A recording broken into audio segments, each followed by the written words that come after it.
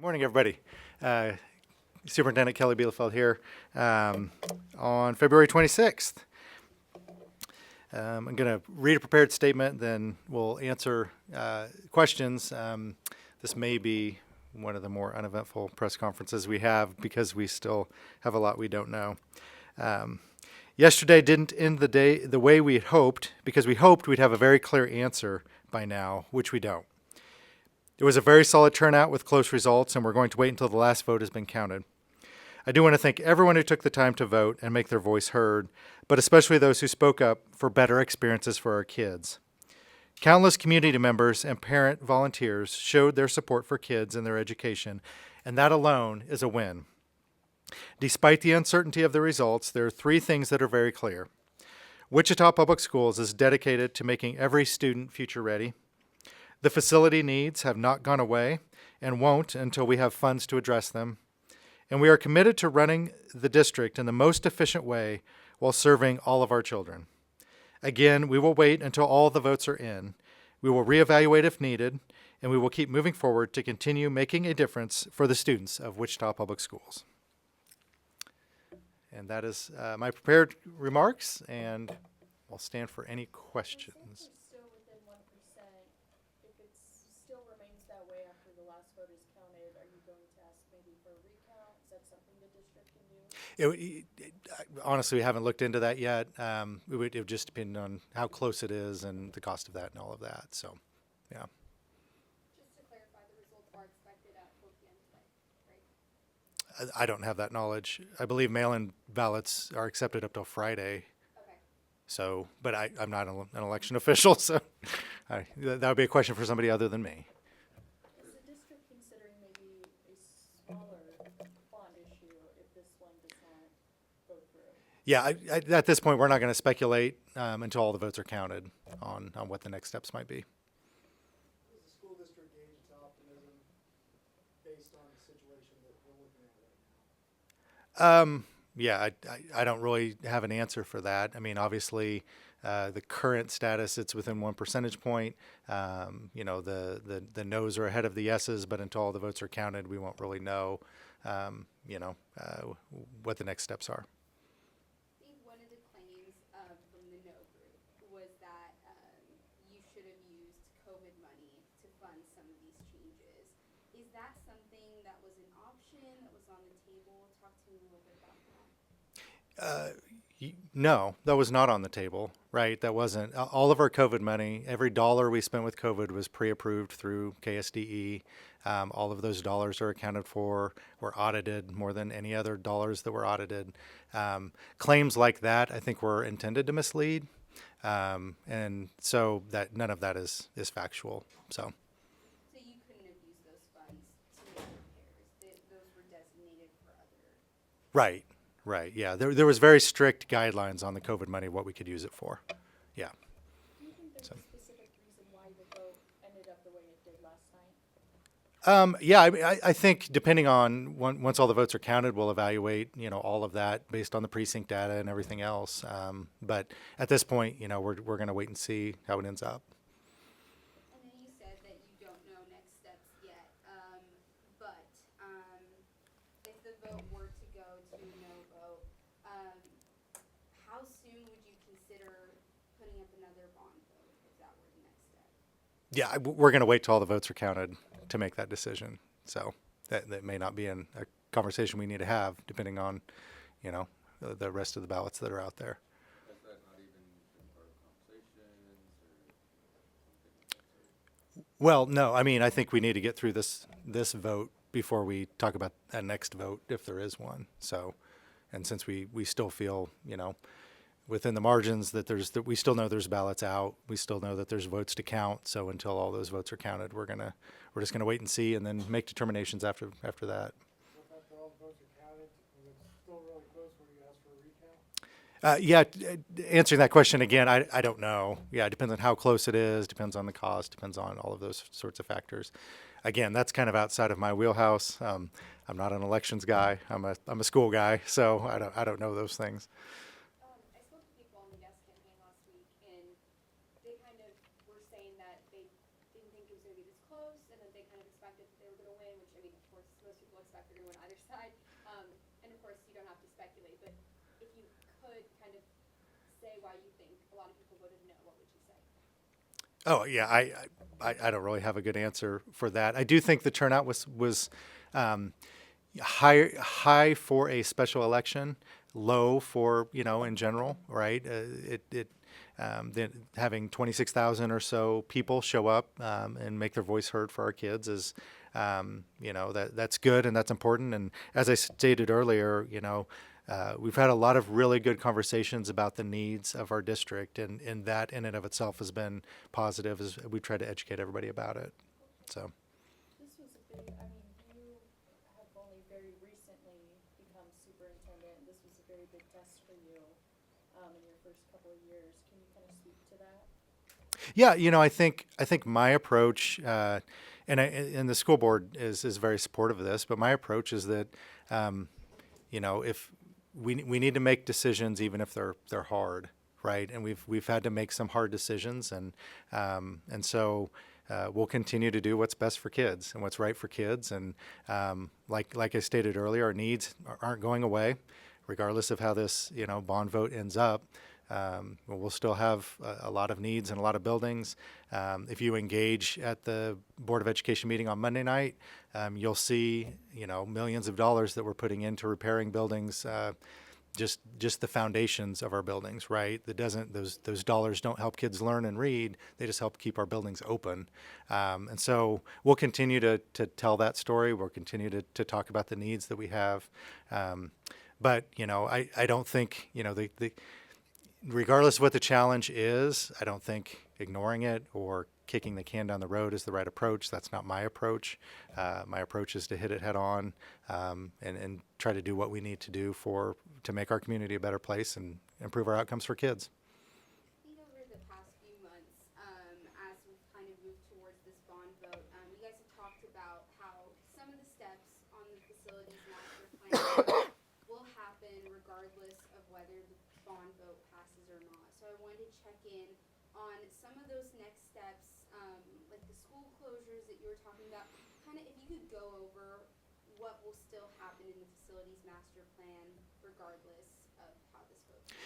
Well, the not a great answer for you, but the answer is the plan is the plan, and so it'll just take longer for us to achieve that plan, right? But to answer your question, the schools that are slated to close, the board voted for that plan to be what we move forward with.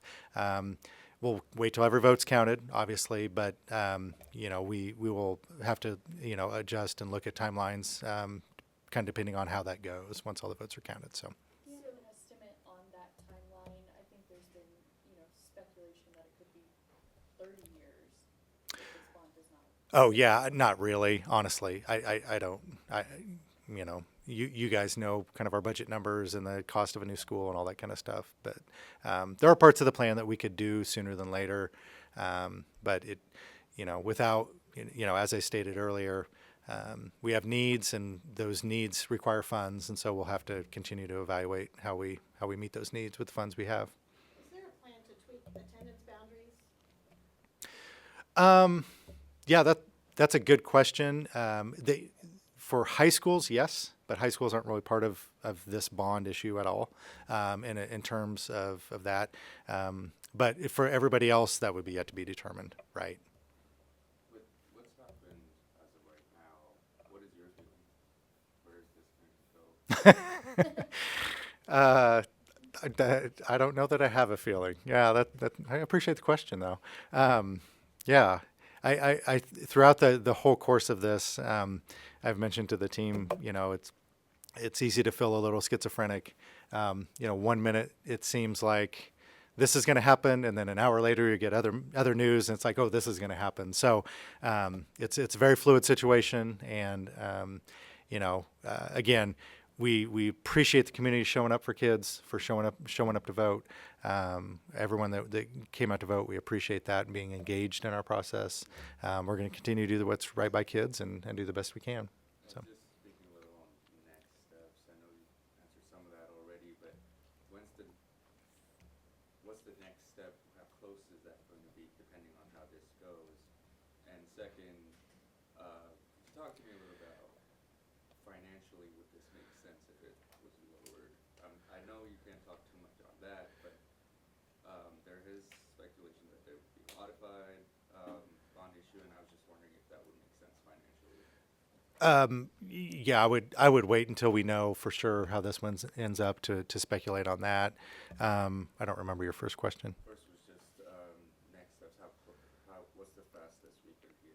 Oh, yeah. I mean, I think my understanding is we will know kind of final election results within the next 7 days or so. It gets certified on the 6th. Is that right? I think March 10th. So maybe not officially until March 10th. At that point, we would start conversations and what comes next. So. I want to go back to the school closures, just with some clarifying questions. So, when it comes to those schools that were planned to be closed, were you saying that if the bond doesn't pass, it's going to delay those closures? Is that what you meant? No, I meant we don't know. We don't know what it will mean, what impact it will have.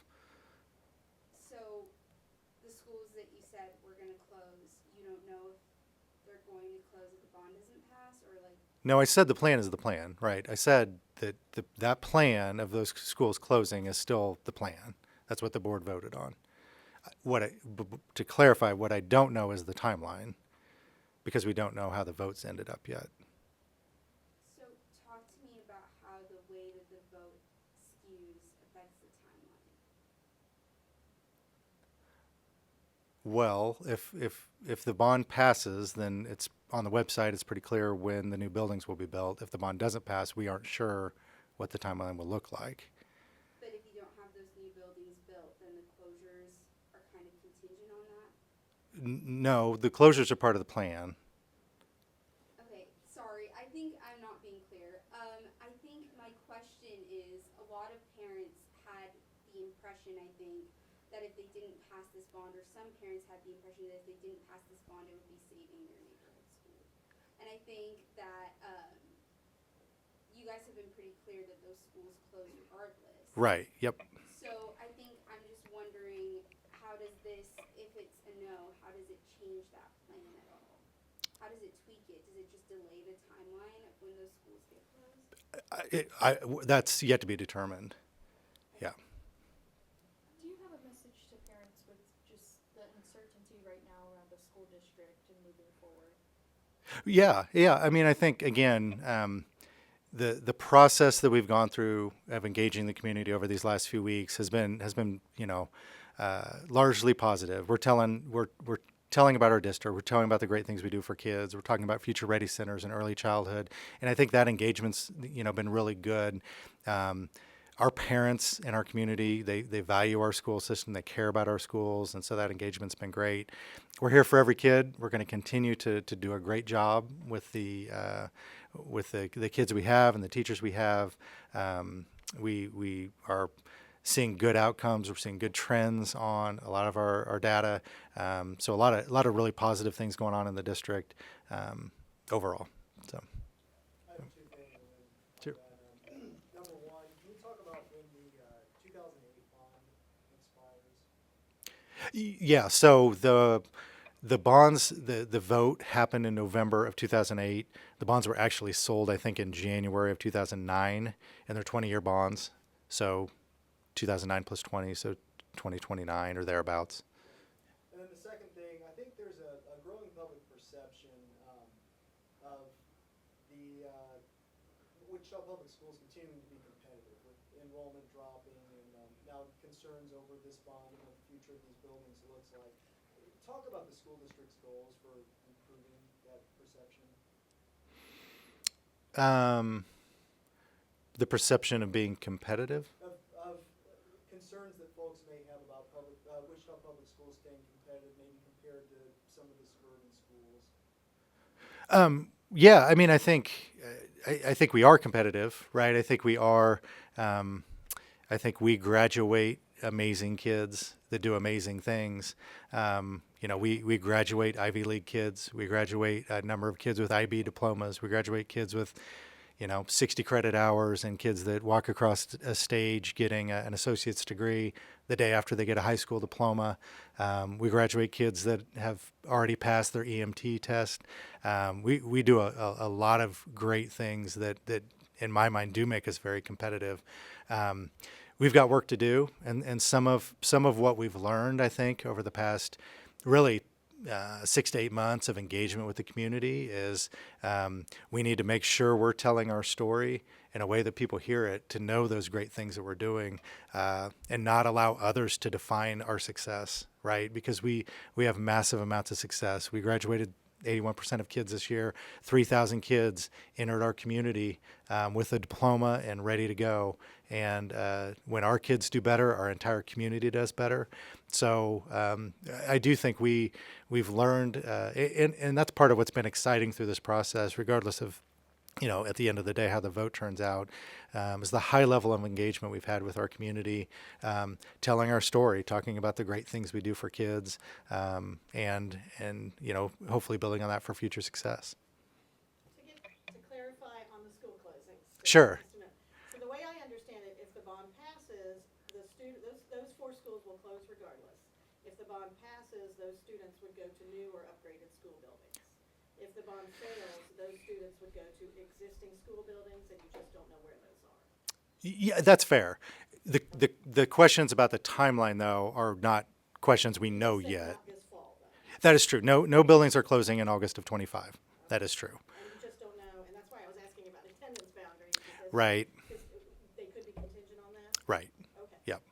That could be a solution, but again, we're not committing to that, and that I don't know what'll be the next step. So, yep. That has been a point of confusion, though. So I'm glad you clarified. One more thing I was gonna ask, and this might be totally off base, but have you been talking to some of the other districts that are having bond elections coming up? Well, yeah, I talk to them all the time. I guess, is there anything in particular that are they watching this election to see how it turns out to learn from it for theirs? Oh, I don't have any idea. I would say all of the bond issues that are coming up over the next few months are each unique to that community. Some see mill rate increases, some don't. Some have one question, some have one and two questions. So, our one of our challenges, I think, that I hope again is a learning for our community. 46,000 students is an incredible number of students. And this bond issue of $450 million, when you divide that out per student, is significantly smaller than all the other bond issues that are going on around the county, even though their total number is smaller. When you look at a community like Mulvane, $50 million divided by the number of students they have, or Goddard, or Hayesville, or even Valley Center last year, 450 million is a big number, but 46,000 students is also a really big number. So when you have 88 school buildings or 94 buildings, 88 attendance centers, that scale is hard for people to wrap their head around. Both people that live in Wichita and outside of Wichita. So. Have you and your team considered that this might not happen? And if this might not happen, do you have a plan? Well, we'll wait till all the votes are counted, right, and before we make any kind of next step determinations. So, all right, going once, going twice. Thank you. Appreciate you guys.